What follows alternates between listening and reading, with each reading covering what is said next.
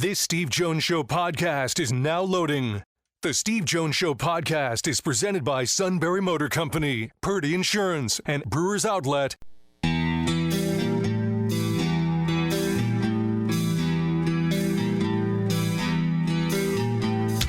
Bringing you an in-depth look at Penn State sports and more. This is the Steve Jones Show on News Radio 1070 WKOK. The Steve Jones Show is presented by Sunbury Motor Company, Purdy Insurance, and Brewers Outlet. Now from the Sunbury Motor Studio, here's Steve Jones. This half hour brought to you by Sunbury Motors, 4th Street in Sunbury. Sunbury Motors, Kia, routes 11 and 15 in Hummel's Wharf, and online at sunburymotors.com. Ford, Kia, Hyundai, the best in new inventory, great pre-owned inventory with the Sunbury Motors guarantee. Terrific service department that backs it up every step of the way, whether it happens to be quick lane, inspections, routine, difficult. They handle it all at Sunbury Motors, 4th Street in Sunbury. Sunbury Motors, Kia, routes 11 and 15 in Hummel's Wharf, and online at sunburymotors.com. Always great to be joined by the outstanding Neal Coolong. Sir, welcome. Great to have you with us. As always, it's great to be here. Thank you for having me. It's the Jets in the opener. Talk about your basic cruel irony. What's your thought just on getting out of the gate? And is there any value to how the Steelers approach the preseason with their starters that plays a factor in the opener?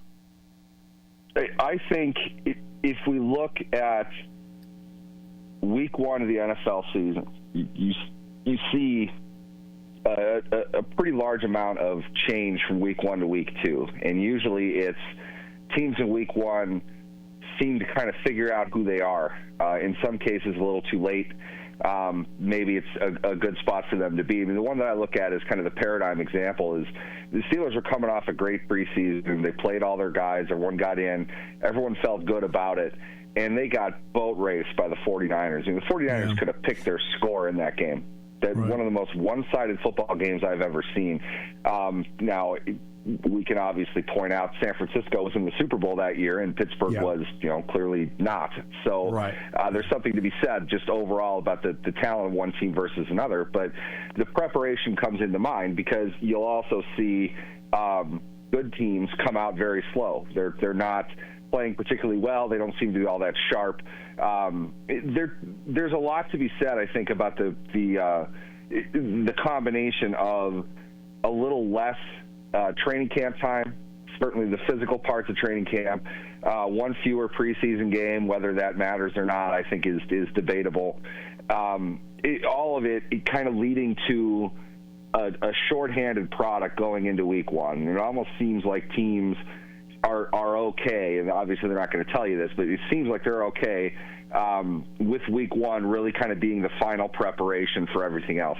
And you can make the argument, too, while one game matters at the end, they have extremely intelligent statistical, mathematical people who work there that can kind of run scenarios to play out how everything is going to happen. It's obviously not going to be accurate, but they have a very good idea how many wins they'll need to advance to the playoffs, to get a home game in the first round, to get a bye. They have those scenarios all built out in mind, and they can kind of project game to game based on what they have, what they need to do, what their chances are in each of those games. So in some cases, you can make the argument week one is a good time to get a real feel for your team, kind of get a sense of how the live scenarios, as Mike Tomlin would say, under the stadium lights, will play out as they go. And I'm not saying that they're trying to lose or anything like that. It's just this game, especially if you're playing somebody outside of your division, this game does not mean as much as the rest of the games will. That's just how it works. You don't know how the hands are going to be dealt across the league. You don't know where injuries are going to be piling up. But if you are competing for a playoff spot within the last 5 weeks of the season, that's kind of when your real season starts. So a lot of this is let's figure out how we can be the best by the end of the season. And for the Steelers, they got off to a better start last year than they typically have over the last 10 years or so, and that probably got them into the playoffs. But with that, too, they had to change quarterbacks and be able to be a little bit more unpredictable against a lot of teams. And that's really where both of these teams are in week one, the Jets and the Steelers. Now, the twist is they know each other's quarterbacks pretty well, but they don't know what the other team is going to do with them under center. I mean, we're a long way from Aaron Rodgers running out on Monday Night Football with the American flag, and everyone's all fired up for 6 plays of his 2023 season. It didn't go particularly well with him and the Jets last year. I think Fields did fairly well with the Steelers last season. They might have a little bit better of a perspective of who he is in a short stint of time than a new coaching staff and everything kind of being turned over in New York. So maybe the Steelers have an advantage with that, but I would expect both teams to kind of look at this fairly conservatively, not really go all out right away, and probably a lower scoring defensive type of game. How interested are you now to see in practical application the approach the Steelers use offensively with Aaron Rodgers in the pass game? You cut out a little bit. What I got from that was the kind of a philosophy on passing game for the Steelers. With Aaron Rodgers, my guess would be they're not going to take a whole lot of deep shots, as in 18-plus yards down the field. I think they'll run digs. I think they'll run skinny posts, but I don't think they're going to run a whole lot of flies. What they're really going to look to do is control possession as best they can, try to set up scenarios in which they can have high percentage passing. In other words, a lot of stuff I think we've seen out of Steelers offenses recently, when you don't have a big arm, big talent quarterback, you tend to kind of compress things philosophically, and with that, you're going to bow it out to the ends where there are more angled passing. Higher percentage passes tend to go to the outsides in short, in the flats.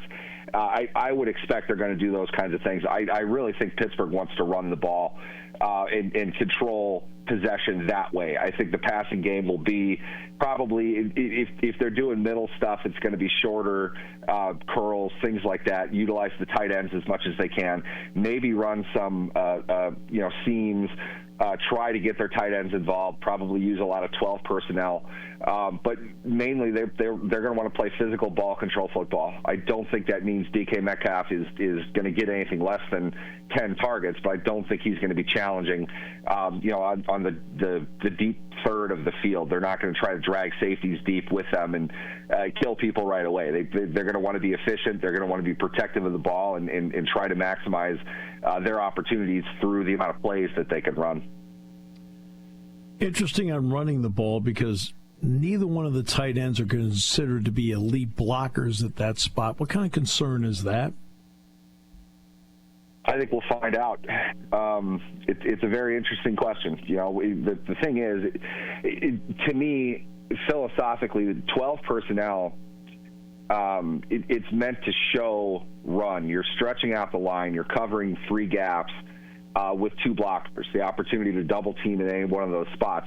You have that open for you. But in reality, 12 personnel is really about attacking the seams and the outs. It's forcing personnel, defensive personnel, more inward instead of outward. And theoretically, you're not defending the flank as much, and that gives you more opportunities on the wide side of the field should you want to take it. But it really is higher percentage matchup advantage building kinds of stuff. If you have tight ends that you're not exactly sure what they're going to do, a guy like Pat Freiermuth, we see him split out into the slot, reasonably often, not all the time, but that weapon is in their bag. Jonnu Smith has made a career of that. We'll see how healthy he is heading into this game, but by and large, they're able to attack the 6 to 10 yard space coming off the line, which means you got to bring somebody down or put them on a linebacker. You're either going to put a safety on him or a linebacker on him, at least to show that. And in a lot of ways, too, it kind of makes you play a zone, if not as a play call, but even as in practical application, just because there's a lot of bodies around that spot. It's not really an offense that's designed for a lot of run after catch, but it does create the right type of matchup in being able to isolate where their coverage is going to be and make them show who's going to come down onto who. It's revealing about the defense, what they're going to do, especially when you add motion into that. So there's a lot that you can do out of 12. You can split things out, move guys around, come up with a different formation based on what the defense is showing you. And I think that's the design. We're going to see a lot of that this year, but it can morph.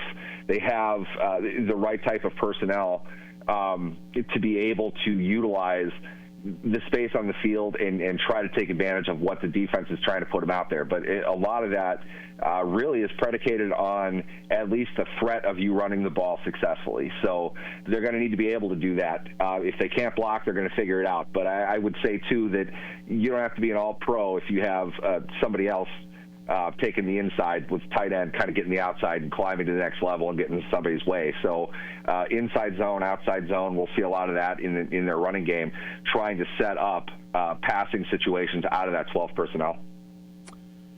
Okay, I felt like the Micah Parsons deal, to me, felt like a Reggie White moment for Green Bay. Do you feel the same?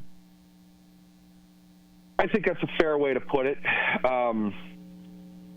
It'd be easier to parse out, I think, if we knew who the other teams were who were interested. A report came out today that there were 3 other teams who were interested in Micah Parsons, but interestingly, the reporter also noted right after that they weren't going to trade him within the division. So you have to kind of think that maybe at least one of the teams interested came from the NFC East, and naturally my thought would be it's the Eagles, right? I mean, it would have only made sense if somehow he went to the Eagles and you would have watched Dallas burn if that was the case. But for the Packers, man, it's a gamble. And I think if we look at this in a vacuum, which is impossible to do with anything related to Jerry Jones, but if we look at this just in a Team A and Team B perspective, Green Bay is taking on an awful lot of risk with this. Yep. It's fun to bash Jerry Jones, and we all like to rip on the Cowboys, and this move looks crazy on the surface. But at the end of the day, what it comes down to for me is you had a player who was, if we believe the reporting, who was offered a contract that would have made him the highest paid non-quarterback in the game. Mm-hmm. Typically, that's kind of defined as the top of the market for where he's going to be. Yeah. They made him that offer. He didn't want it. Secondly, you have the Packers now. They're leveraged because they're willing to give up 2 first-round picks to acquire him. They're obviously going to give him a contract extension, so that might tack on a few dollars. But they paid him, what was the final number? I think 12% over that amount. Now, in all fairness, it's possible the Green Bay Packers have the highest paid non-quarterback in the game 2 years in a row. And what that means in the market is that you overpaid because that mark is usually raised year to year. If no one else is going to top that, it kind of suggests that maybe you made a bad deal. And on top of it, keep in mind, Jordan Love is now in year 2 of that contract. If he does really well, he's not going to really, like the idea of not being close to the top because you made some other guy who's never even played on this team the highest paid at his position. Where am I in all of this? He's going to start to want a contract extension, or at the very least, you're going to have to give Jordan Love a significant extension during the life of the Micah Parsons deal. Now, none of this says anything about the impact that he can make. He's a great player. We know that. Maybe some questions by some of whether or not he's going to dominate on the ground. I think that's grossly overblown considering the value that he brings against the pass, which tends to be more important overall. It's an all-in move. They have a very good defensive complement now to an offense that we should see take another step forward this season. So they're going to have to do it, I think, fairly quickly. But the nature of the NFL and the salary cap, you got to remember the cap increases every year. So the payments in later years of a contract tend to be proportionate to what the player is getting on the cap previously. So if you are getting 21% of the cap, your salary is going to kind of match what projections are of 21% of that year's cap. So I'm not worried about a cap space issue for the Packers and their ability to get talent, except for, you're down 2 first-round picks. But teams will find a way to do that, and in my opinion, we're in an era that free agency and trades are just as viable as the draft has been as far as acquiring cornerstone as well as foundation, kind of add-on types of players in order to win a championship. You need to put all those things together. That's what Roseman has done in Philadelphia. I think that's kind of the gold standard right now. Les Snead with the Rams hasn't drafted in the first round in however long. He just got the last 2 out of 7, I think. They got a Super Bowl championship. They're a playoff win team from last year. So you have to be able to acquire talent, and sometimes you just got to make a big move. And I think that's what Green Bay did, and obviously time will tell, but a lot of risk for them in this. It's not quite as simple as they fleeced the Cowboys. I don't think that's necessarily the case. Which then brings me up, the Cowboys then made a move financially, and they signed Deron Bland, the corner. And I remember he got off to a great start. He had picks, interceptions, and I was talking to a group one day, and they said, what do you think of a guy like that? I said, well, you want to know why he has interceptions? I said, because they don't think he's very good, and they're throwing at him. And they're still throwing at him. What did you think of that signing? The total dollars to me surprised me a little bit. Yep. I definitely think there's a reaction kind of sense to it, and I don't know if it's Jerry Jones really doesn't like the negative press as much as he wants to tell you that he does. So he needed to make a move on top of that. I think for the sake of business, it might have been better if he did it with Pickens. But with Bland, you're getting a solid player.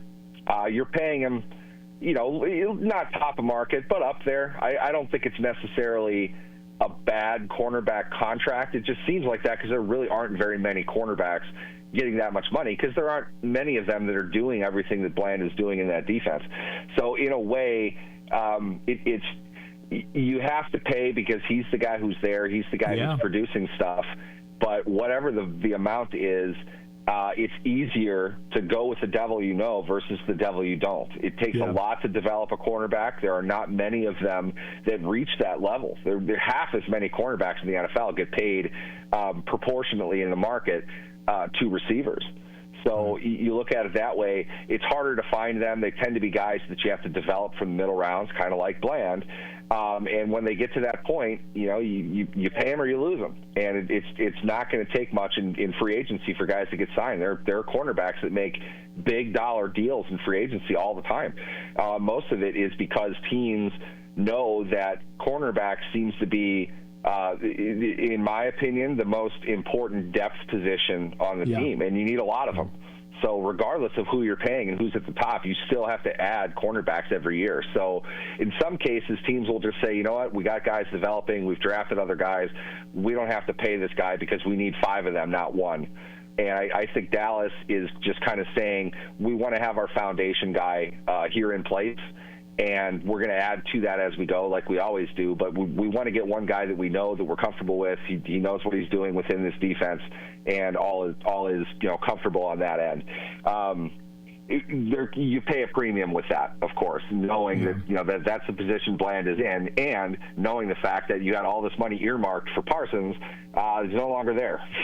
I believe Jerry when he said 2 weeks ago they weren't going to trade him. They had that money accounted for. Now they spent a good chunk less to keep Bland in place, and they have money moving forward to next year. That's their perspective in kind of a moving on sense.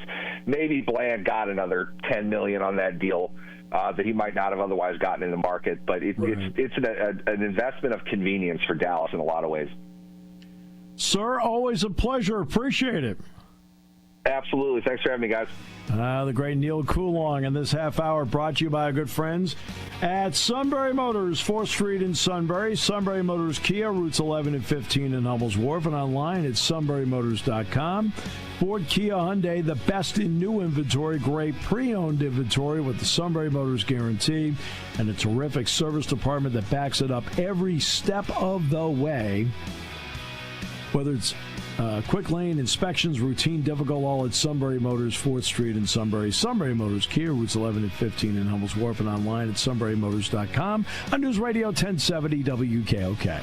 Party time, game time, or just fun time. Doesn't matter what time it is because it's Brewers Outlet time. The beverage supermarket has the area's largest beer selection. Imports, microbrews, ciders, and domestics. Pick from over 100 ice-cold 12-packs and dozens of 24-ounce singles. Soda, snacks, hot sauces, fresh roasted peanuts. Make it one-stop party shopping, and don't forget the pickle bar. So whatever you're celebrating or just doing it up, Brewers Outlet, Reagan Street, Sunbury wants to see you. And thank you for your years of patronage. A lot has changed since 1915 when the Mertz family began selling cars here in Central PA at Sunbury Motor Company. But one thing that hasn't changed is the Sunbury Motor Company's commitment to satisfying more customers, selling more cars, and providing you with a tradition of trust. Whether you visit Sunbury Motors Ford, Sunbury Motors Hyundai, or Sunbury Motors Kia, you know you're getting the area's best selection and best prices on both new and pre-owned vehicles. SMC's values of hard work and dedication are as prevalent today as they were over 100 years ago. They take pride in satisfying Central Pennsylvania's automotive needs and providing their customers with the best buying experience possible. Come visit Sunbury Motors Ford and Sunbury Motors Hyundai in the North 4th Street Auto Plaza, Sunbury, or Sunbury Motors Kia on the Strip in Hummel's Wharf. Sunbury Motor Company, owned and operated by the Mertz family since 1915.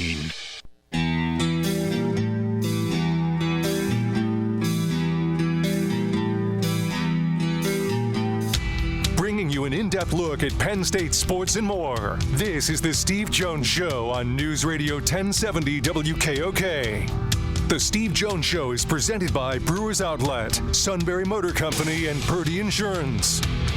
Now from the Sunbury Motors Studio, here's Steve Jones. Half hour being brought to you by our good friends at Purdy Insurance, Market Street in Sunbury. Go to purdyinsurance.com.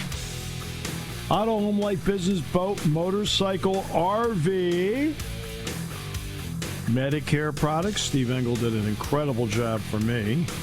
He'll do the same for you.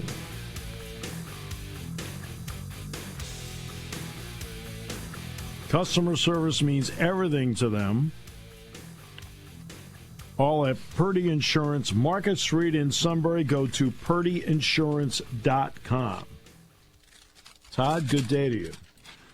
Good afternoon. How are you? Good. So what game are you going to cover this week? I'm going out to Juniata. I'm going to do Lime Mountain and Juniata.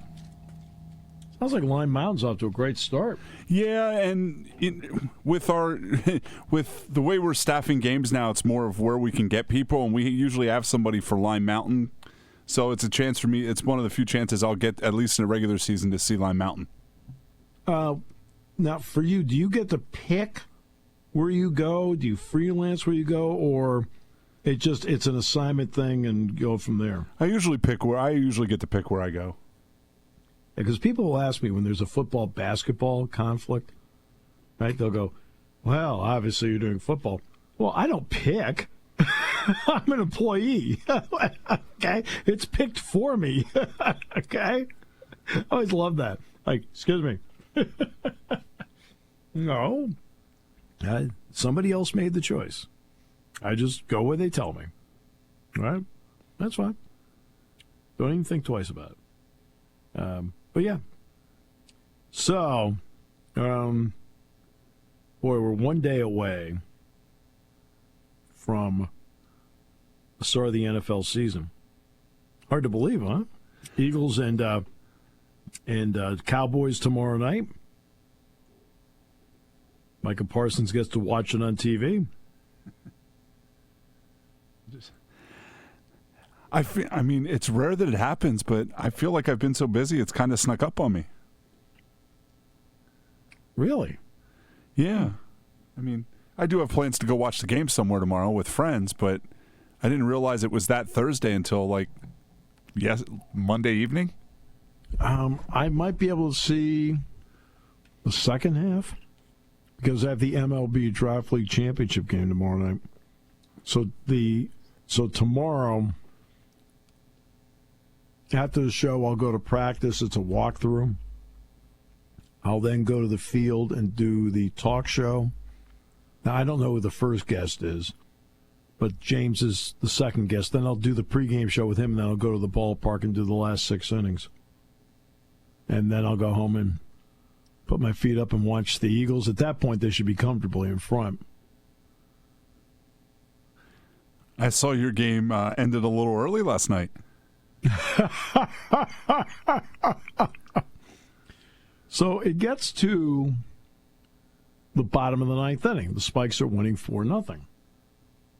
And the Spikes are changing pitchers. You know, Anthony Steele, the former Nittany Lion, 7 shutout innings.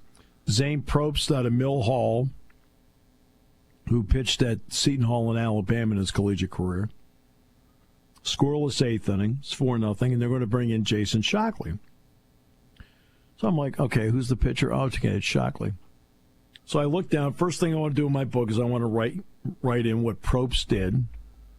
1 inning, no hits, no runs, no walks, struck out 1. Got that.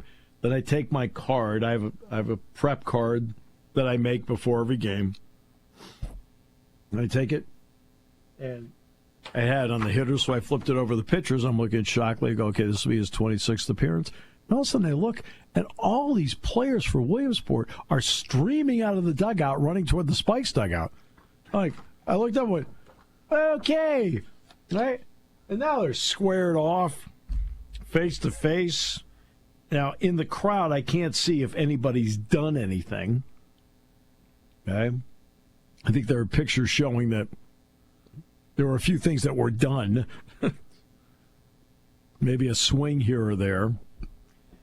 I could see one player being restrained, and because I could see the player's number, I just said he was being restrained. I didn't say he had anything to do with it, but he was just being restrained.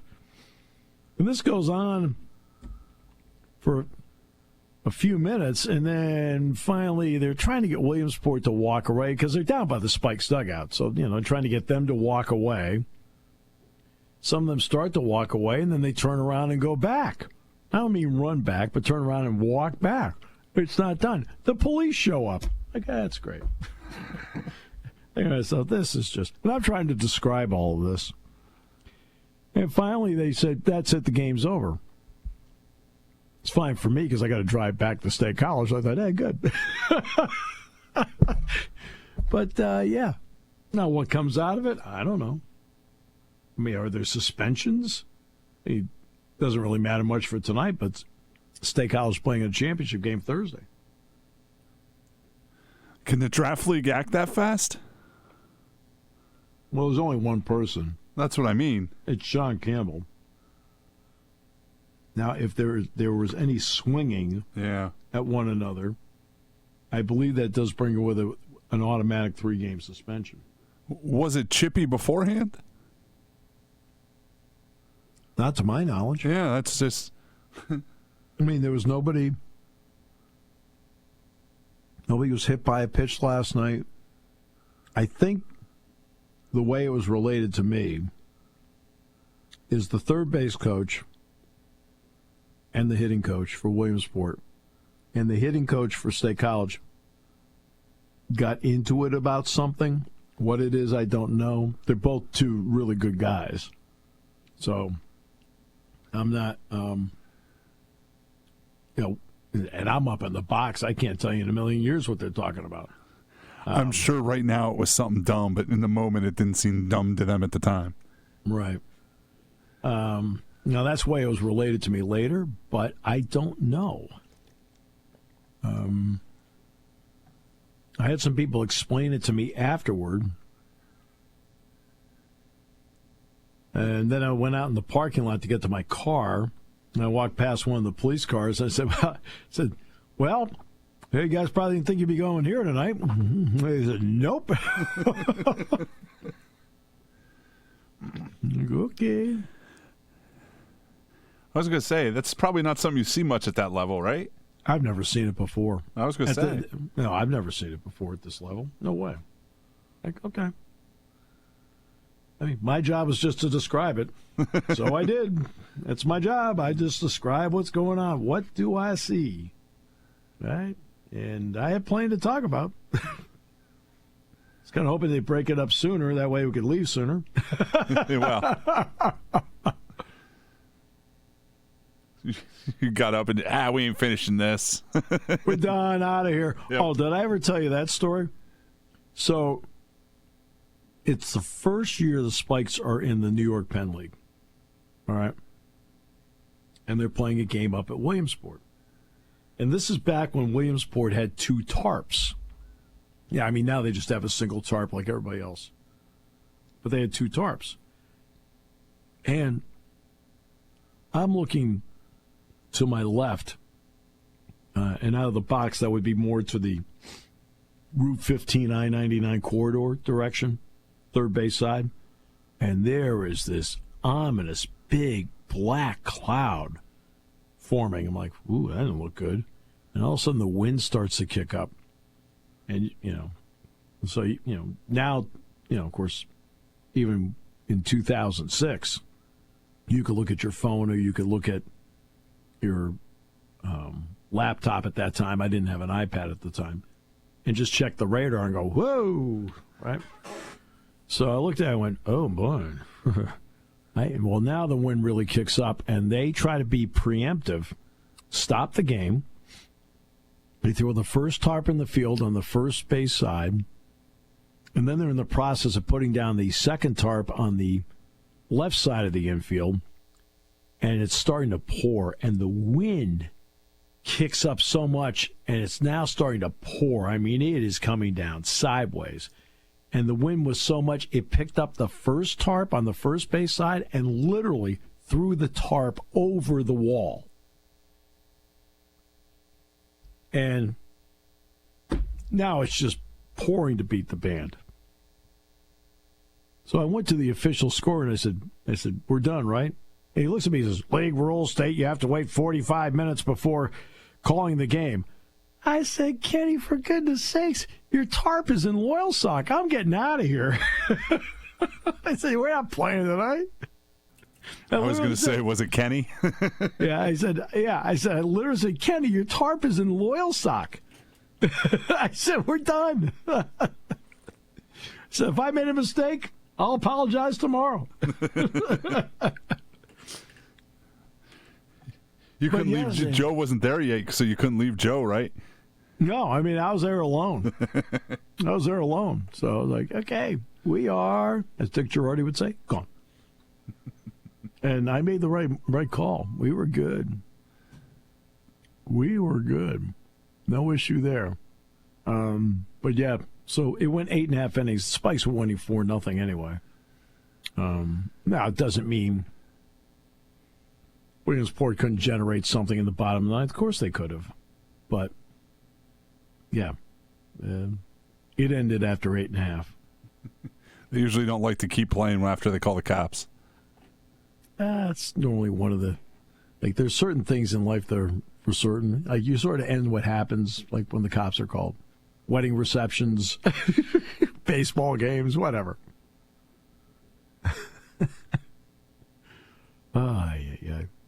Yeah, that was, I was in the parking lot and I saw Gabe. I said, well, when you go to a baseball game, you never know what you're going to see. Okay. I did have to reread the line in the release last night they sent after the game was over. Wait, what? Oh. Well, the Spikes put out a release, never mentioned it. Oh, Justin Hawkins' release from the Crosscutters just said the game was ended after a brawl in the bottom of the ninth, before the bottom of the ninth. Yeah, I mean, like I said, I didn't see, because I was not down on the field, and you have to remember, it's all about angle. And when you're in that ballpark, you aren't very high to begin with. So if there was anything that happened, like somebody swung at somebody or whatever, I wouldn't be able to tell because of all the people standing around at the time. And so I can't tell. I'll have to find out today what, if anything, was done. And go from there. And it was unusual. I actually had one basketball game. God, really young at the time. It was up at St. Bonaventure. St. Bonaventure had a really good player, Barry Munger. And they were going down the court at the Riley Center. And Carl Schrabis, who had transferred from Lehigh to Penn State, he came over with Brian Hill. And Brian was the assistant coach. They're running down the court, and all of a sudden, Munger turns around and with one punch decks him at midcourt. Like, well, okay. All right.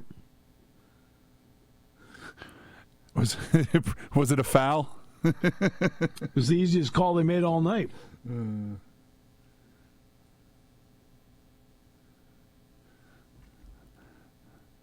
Sometimes back then it might have been a foul. Well, I guess my next question is, wasn't it an ejection? No. Yeah. He got to stay in the game. And I remember what I said about it. I said, I have to wonder if, because it was right at the end of the season, I wondered if he would be suspended for the Atlantic 10 tournament. And they didn't do that either. Like, okay. Now, Carl Schrabis, you know what he ended up doing with his basketball career? He actually played for the Washington Generals against the Harlem Globetrotters for, I don't know, 4 or 5 years. Like, okay. Hey, I asked him about it. He says, those guys are great guys. They're a lot of fun. I'm like, okay. It's a great way to see the country. Oh, yeah. And he did. He saw the country all right. No. So, yeah. But I remember that like it was yesterday. Like, holy mackerel. I remember what I said, everything. Like, eesh. Well, the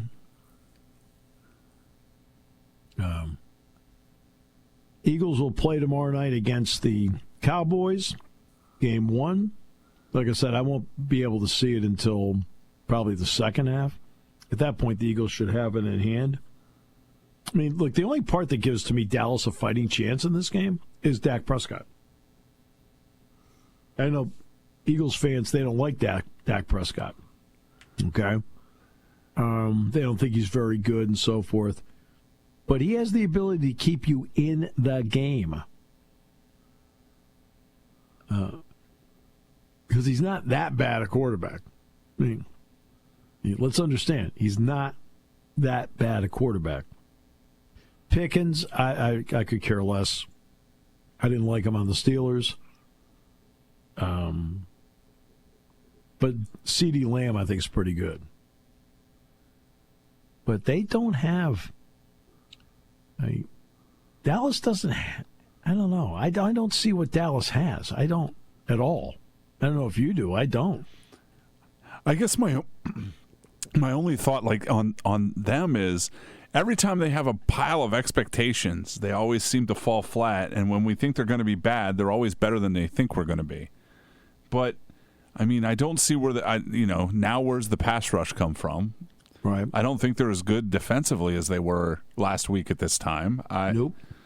I'm with you. I think they'll score points. I think Dak is a good enough quarterback that they'll score points. I'm not sure that there's enough there to stop enough people for them to have a winning record. Right. I mean, they're going to have to be a team that puts a lot of points on the board to make something happen. Because that's the other part. I don't think they have a great running game.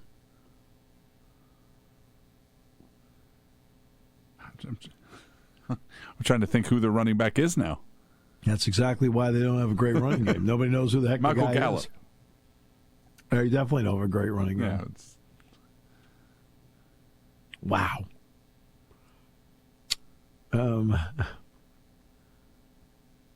So, do you want me to address the Adidas Nike thing? If you'd like. There really isn't much for me to say. The deal is not done, okay? It's not done. Everybody thinks it's done. It's not done.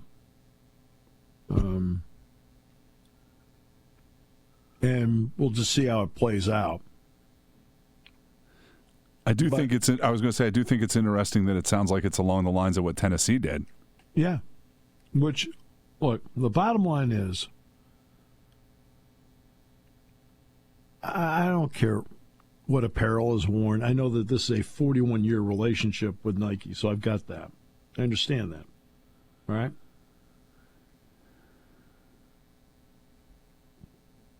But it's just like, to me, it's like Learfield Playfly. Well, when Penn State transitioned from Learfield to Playfly, which was a year and a half ago, you know what? The Penn State doubled its money. What, as a business person, you're not going to... I mean, have you noticed any difference on the broadcast? No. Right, and the key is they doubled their money. In fact, it wasn't just doubling their money, slightly more than doubled their money. It's actually a little bit more than that. Okay? Well, if you have an opportunity to get more money, and if you look at what Tennessee did with what it did, it also includes a lot of NIL opportunities. That's why Penn State's talking to them. Can we get more money, and can you get more opportunities for your athletes? Okay.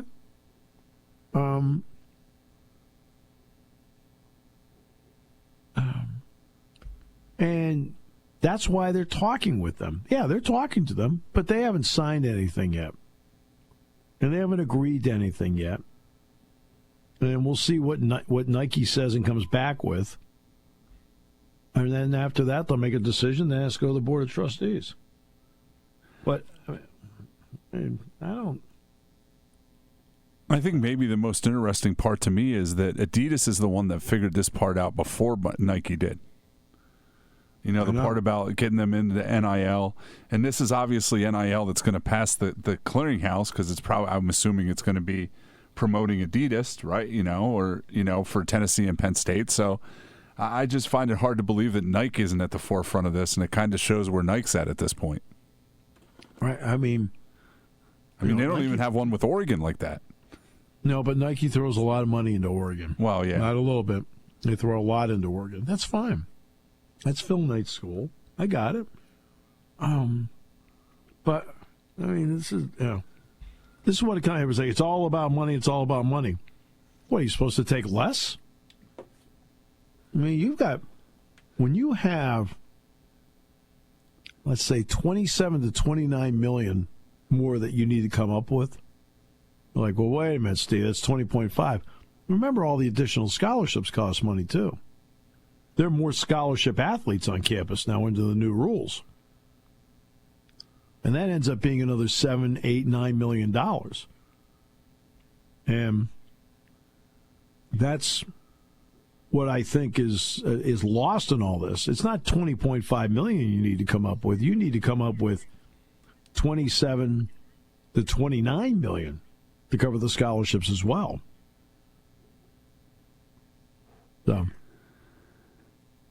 So how do you do it? Does this work out? We'll find out and see, but it's not done yet. It's not done yet, right?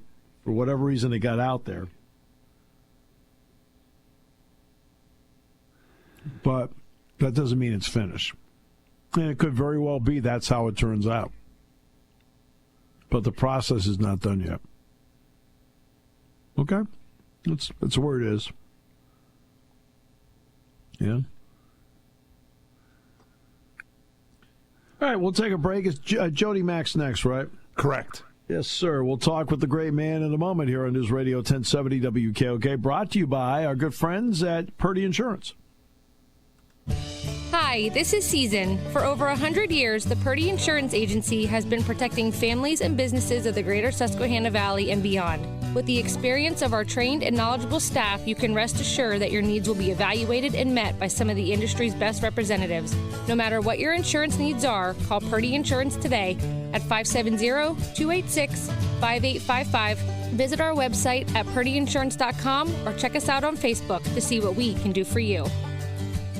A lot has changed since 1915 when the Merce family began selling cars here in Central PA at Sunbury Motor Company. But one thing that hasn't changed is the Sunbury Motor Company's commitment to satisfying more customers, selling more cars, and providing you with a tradition of trust. Whether you visit Sunbury Motors Ford, Sunbury Motors Hyundai, or Sunbury Motors Kia, you know you're getting the area's best selection and best prices on both new and pre-owned vehicles. SMC's values of hard work and dedication are as prevalent today as they were over 100 years ago. They take pride in satisfying Central Pennsylvania's automotive needs and providing their customers with the best buying experience possible. Come visit Sunbury Motors Ford and Sunbury Motors Hyundai in the North 4th Street Auto Plaza, Sunbury, or Sunbury Motors Kia on the Strip in Hummel's Wharf. Sunbury Motor Company, owned and operated by the Mertz family since 1915.